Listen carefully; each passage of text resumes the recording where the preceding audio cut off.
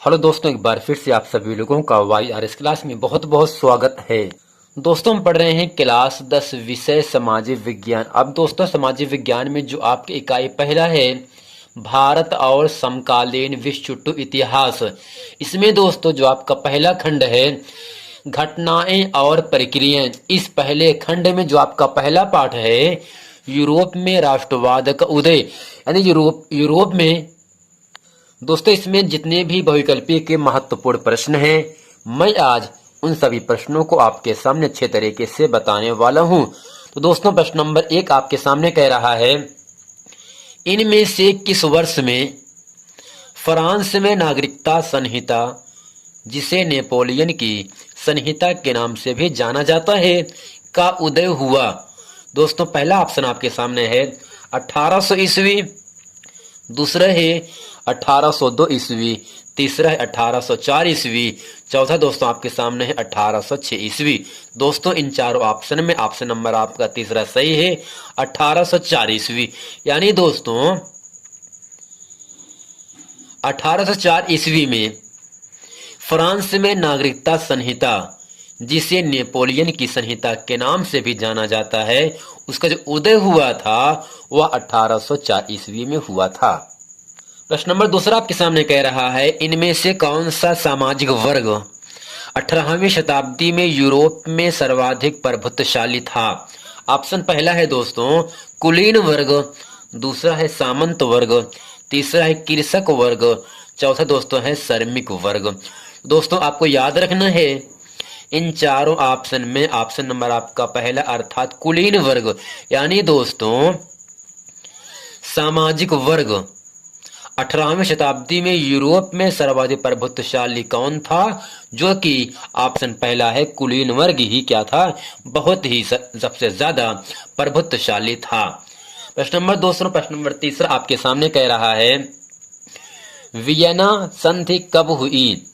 Vienna संधि कब हुई? दोस्तों, पहला ऑप्शन आपके सामने है 1815, दूसरा है 1789 ईस्वी में, तीसरा है 1830 ईस्वी में, चौथा दोस्तों है 1848 ईस्वी में।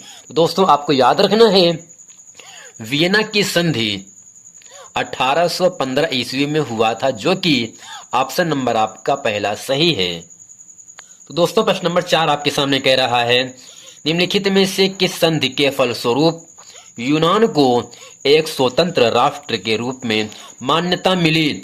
दोस्तों, पहला ऑप्शन आपके सामने यहां से है पेरिस की संधि, दूसरा ऑप्शन आपके सामने है वर्साय की संधि, तीसरा ऑप्शन आपके सामने है वियना की संधि, जबकि चौथा ऑप्शन आपके सामने है कुस्तुनतुनिया की संधि।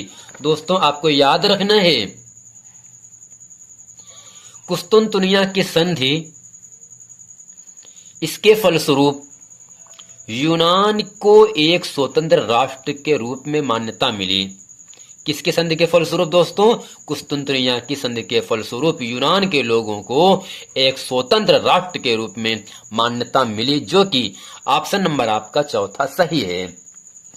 अब दोस्तों, प्रश्न नंबर 5वां आपके सामने कह रहा है, निम्नलिखित में से यह कथन है किसका है, जब फ्रांस छींकता है तो बाकी यूरोप को सर्दी जुकाम हो जाता है?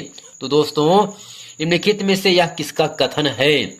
कथन क्या आपके सामने है, जब फ्रांस छींकता है तो बाकी यूरोप को सर्दी जुकाम हो जाता है। तो ऑप्शन पहला है मैटरनिख, दूसरा दोस्तों है काबूर, तीसरा है बिस्मार्क, चौथा है मेतसिनी। दोस्तों, आपको याद रखना है जब फ्रांस छींकता है तो बाकी यूरोप को सर्दी जुकाम हो जाता है। या किसने कहा था दोस्तों? तो आपको याद रखना है यह मैटरनिख ने कहा था, जो कि ऑप्शन नंबर आपका पहले सही है। मैटरनिख ने क्या कहा, उनका कथन क्या था? कथन ये था कि जब फ्रांस छींकता है तो बाकी यूरोप को सर्दी जुकाम हो जाता है। या किसने कहा दोस्तों? मैटरनिख ने कहा, जो कि ऑप्शन नंबर आपका पहला सही है। अब दोस्तों, प्रश्न नंबर 6वां आपके सामने कह रहा है, निम्नलिखित में से किस वर्ष में सेंट पॉल चर्च में फ्रैंकफर्ट संसद का आयोजन किया गया था?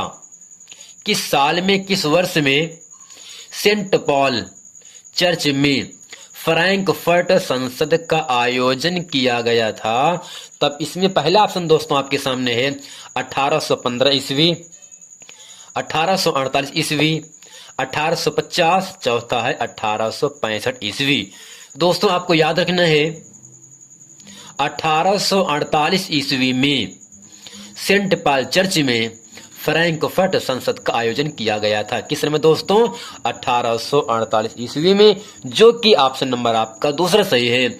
यानी सन 1848 ईस्वी में सेंट पॉल चर्च में फ्रैंकफर्ट संसद का आयोजन किया गया था। किस में दोस्तों? 1848 ईस्वी में। अब दोस्तों प्रश्न नंबर 7वां आपके सामने कह रहा है जर्मनी का राष्ट्र रूपक था। पहला ऑप्शन है मारियान, दूसरा है जर्मन तिरंगा, तीसरा है जर्मेनिया, चौथा है जर्मेन।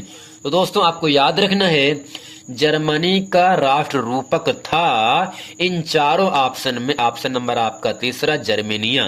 यानी दोस्तों जो जर्मेनिया है ना, यह जर्मनी का राष्ट्र रूपक था, जो कि ऑप्शन नंबर आपका चौथा सही है। अब दोस्तों प्रश्न नंबर 8वां आपके सामने कह रहा है जर्मनी को किस वर्ष एक स्वतंत्र राज्य घोषित किया गया। यानी जर्मनी देश को किस वर्ष किस साल में एक स्वतंत्र यानी आजाद राज्य घोषित किया गया, बताया गया। पहला ऑप्शन दोस्तों आपके सामने है 1871 ईस्वी, दूसरा है 1872 ईस्वी, तीसरा है 1876 ईस्वी, चौथा है 1880 ईस्वी।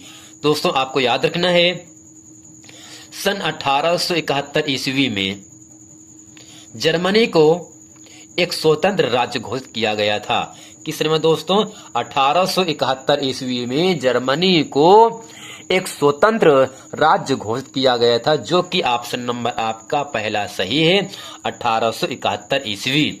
अब चलते हैं दोस्तों आपको लेकर प्रश्न नंबर 9 में। तो दोस्तों प्रश्न नंबर 9 आपके सामने कह रहा है जर्मनी का एकीकरण का श्रेय इनमें से किसे दिया जाता है। तो पहला ऑप्शन आपके सामने है ऑटो वॉन बिस्मार्क, दूसरा है काइजर विलियम प्रथम, तीसरा है हिटलर, चौथा है मेत्सिनी। तो दोस्तों आपको याद रखना है जर्मनी का एकीकरण का श्रेय इन चारों ऑप्शन में ऑप्शन नंबर पहला अर्थात ऑटो वॉन बिस्मार्क यानी ऑटो वॉन बिस्मार्क को जर्मनी का एकीकरण का श्रेय दिया जाता है, जो कि ऑप्शन नंबर आपका पहला सही है ऑटो वॉन बिस्मार्क। ये जर्मनी के एकीकरण में बहुत ही महत्वपूर्ण भूमिका निभाए थे, इसलिए ऑप्शन नंबर आपका पहला सही है। तो दोस्तों प्रश्न नंबर 10 आपके सामने कह रहा है कावूर, मैजिनी और गैरिबाल्डी का किस देश के एकीकरण में योगदान था। पहला ऑप्शन इटली में, दूसरा है जर्मनी में, तीसरा है फ्रांस में, चौथा है रूस में। तो दोस्तों आपको याद रखना है कावूर, मैजिनी और गैरिबाल्डी ये तीनों जो हैं इटली देश के एकीकरण में योगदान रखते थे, जो कि ऑप्शन नंबर आपका पहला सही इटली। यानी दोस्तों कावूर, मैजिनी और गैरिबाल्डी तीनों जो है इटली देश के एकीकरण में योगदान रखते थे, जो कि ऑप्शन नंबर आपका पहला सही है। अब दोस्तों प्रश्न नंबर 11 आपके सामने कह रहा है इनमें से किस वर्ष इंग्लैंड तथा स्कॉटलैंड के बीच एक्ट ऑफ यूनियन नामक एक समझौता हुआ था। नाम क्या है दोस्तों? एक्ट ऑफ यूनियन नामक एक समझौता हुआ था, जिसके फलस्वरूप United kingdom of great Britain का गठन हुआ। दोस्तों प्रश्न नंबर 11 बहुत ही महत्वपूर्ण प्रश्न है इनमें से किस वर्ष इंग्लैंड तथा स्कॉटलैंड के बीच एक्ट ऑफ यूनियन नामक एक समझौता हुआ था, जिसके फलस्वरूप United kingdom of great Britain का गठन हुआ। दोस्तों पहला ऑप्शन है 1707 ईस्वी, दूसरा है 1708 ईस्वी, तीसरा है 1739 ईस्वी, चौथा है 1742 ईस्वी। तो दोस्तों आपको याद रखना है इंग्लैंड और स्कॉटलैंड के बीच एक्ट ऑफ यूनियन नामक एक समझौता हुआ था, जिसके फलस्वरूप United kingdom of great Britain का गठन भी हुआ था, जो कि ऑप्शन नंबर आपका पहला सही है 1707 ईस्वी में। यानी दोस्तों 1707 ईस्वी में इंग्लैंड और स्कॉटलैंड के बीच एक्ट ऑफ यूनियन नामक एक समझौता हुआ था, किस सन में 1707 ईस्वी में। और दोस्तों इसके फलस्वरूप इसके उपरांत इसके बाद United kingdom of great Britain गठन भी 1707 ईस्वी में ही हुआ था। यानी दोस्तों इसमें आपका दो प्रश्न है, एक्ट ऑफ यूनियन नामक एक समझौता कब हुआ था 1707 ईस्वी में, और दूसरा है United kingdom of great Britain का भी गठन 1707 ईस्वी में हुआ था। अब दोस्तों प्रश्न नंबर 12 आपके सामने कह रहा है, फ्रांसीसी क्रांति के दौरान कलाकारों ने स्वतंत्रता, न्याय और गणतंत्र जैसे विचारों को व्यक्त करने के लिए नारी रूपक का प्रयोग किया। इस नारी रूपक का क्या नाम था? इस नारी रूपक का नाम था, पहला दोस्तों आपके सामने है ऑप्शन जर्मेनिया, दूसरा है कोरियान, तीसरा है दोस्तों लिबर्टी, चौथा है मॉरियान। दोस्तों आपको याद रखना है फ्रांस में जो क्रांति हुआ था और कब हुआ था 1789 ईस्वी में फ्रांस की क्रांति हुई थी। यानी फ्रांस क्रांति के दौरान कलाकारों ने आजादी, न्याय यानी फैसला और गणतंत्र जैसे विचारों को व्यक्त करने के लिए नारी रूपक का प्रयोग किया। इस नारी का रूपक का नाम क्या था दोस्तों? तो इसका नाम क्या था दोस्तों? मॉरियान, जो कि ऑप्शन नंबर आपका चौथा सही है। दोस्तों उम्मीद करते हैं इतिहास में जो आपका पहला पाठ है यूरोप में राष्ट्रवाद का उदय, इसमें जितने भी बहुविकल्पी के महत्वपूर्ण प्रश्न थे मैं आज इस वीडियो में अच्छे तरीके से आप लोगों को बता दिया। और हम ये उम्मीद करते हैं ये पूरा प्रश्न आप 1 से 2 बार वीडियो को आप देखेंगे तो आप लोगों को प्रश्न का उत्तर अच्छे तरीके से याद हो जाएगा। मिलते हैं दोस्तों नेक्स्ट वीडियो में, तब तक के लिए थैंक यू।